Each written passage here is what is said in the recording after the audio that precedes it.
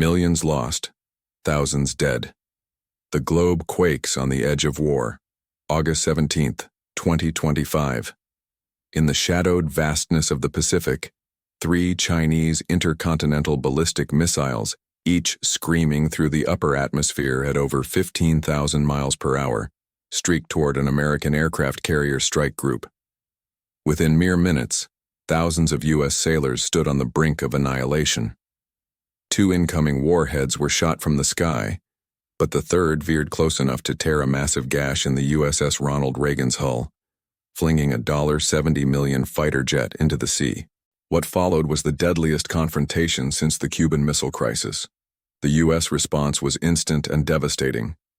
B-2 bombers, Tomahawk cruise missiles, and pinpoint airstrikes ripped apart 20% of China's nuclear arsenal in a single night. Beijing, furious and humiliated, answered with a barrage of 20 intercontinental ballistic missiles aimed directly at American cities. But what really happened to the sailors aboard the Ronald Reagan? Could they have survived? After America obliterated China's launch sites, did Beijing's missiles ever hit their targets? You're about to see the full story. August 17, 2025, 2:13 a.m. The calm Pacific night shattered in an instant. Deep inside China's mainland, 3 ICBMs ignited and clawed their way skyward, flames tearing through the darkness. Each missile cost over $110 million, weighed more than 80 tons, and carried one grim purpose: to destroy the U.S. carrier strike group operating near Taiwan. Within seconds, radar screens aboard the Ronald Reagan glowed red. Alarms shrieked, sailors bolted from their bunks. The missiles tore through the stratosphere at 15,000 miles per hour, 20 times faster than sound. In just 12 minutes, they would arrive. Every sailor on board knew this was life or death. America's defenses roared awake. The Aegis combat system tracked the incoming warheads while THAAD interceptors armed themselves to fire. At 180 miles out, the first missile was obliterated in a blinding flash. Moments later, the second disintegrated at 70 miles altitude, leaving only burning fragments to fall harmlessly into the sea. But the third missile slipped through, masked by advanced countermeasures flying lower and faster than expected. The window to intercept shrank to seconds. An SM-6 missile fired, a perfect hit, but too late to save the carrier from the blast wave. The explosion slammed the Ronald Reagan's starboard side with the force of 10 tons of TNT. Steel screamed as a truck-sized hole ripped open. 7 sailors were hurled against bulkheads, bones shattered. On deck, a fully armed FA-18 Super Hornet worth $70 million was torn from its chocks and flung into the Pacific like scrap metal. For the first time since World War II, an American aircraft carrier felt the direct strike of a foreign superpower. To older Americans, the echoes of the Cuban Missile Crisis were chilling. This was the kind of incident that could set the world ablaze. And yet, in the midst of chaos, one truth stood out. U.S. defenses had stopped the unthinkable. 2 missiles destroyed outright. The third neutralized only feet from catastrophe. Thousands of lives spared. But Beijing's message was crystal clear. They were no longer bluffing. The world would never be the same. Would the United States respond with overwhelming force or seek peace? Tell me in the comments. Now, let's examine the damage. The echoes of the blast still vibrated through the carrier when reports arrived. 7 sailors critically injured, 1 FA-18 lost. A 20-foot-wide hole carved into the Ronald Reagan's starboard hull. Not since kamikaze strikes in World War II had an American carrier suffered such visible wounds. For the crew, the unthinkable had become real.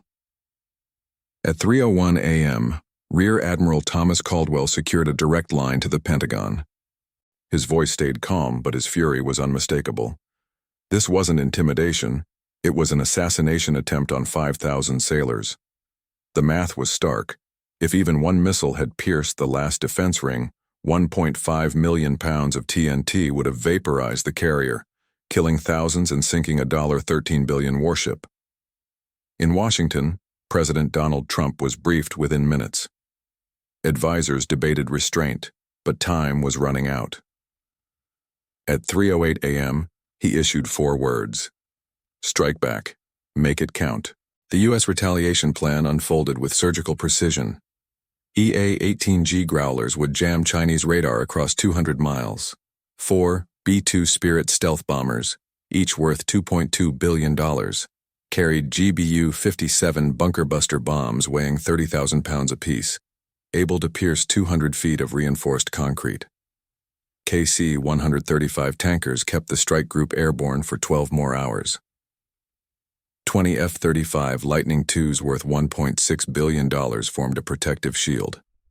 15 Tomahawk cruise missiles, each carrying a 1,000-pound warhead with 1,000-mile range, would slam into targets seconds after the bombers.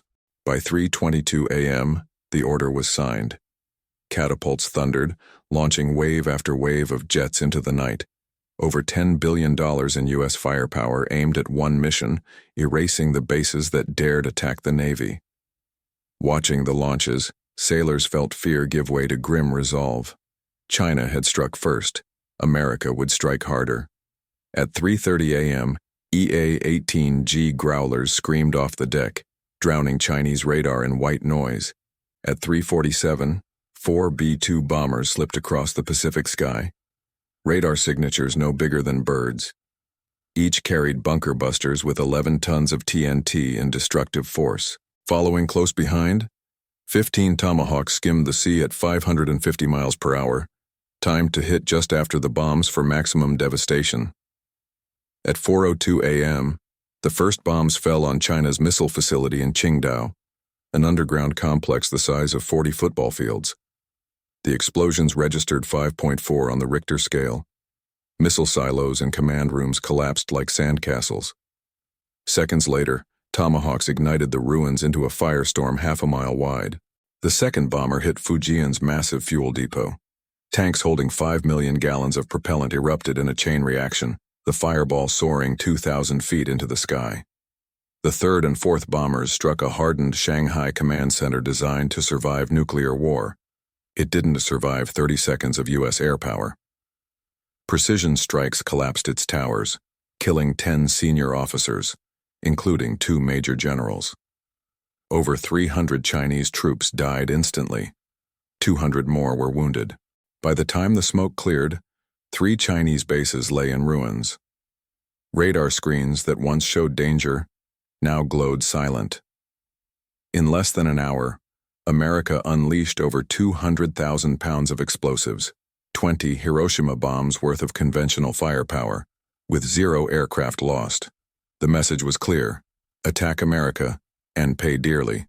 But Beijing was not finished. At 4:30 a.m., China ordered massive retaliation. Missile crews scrambled.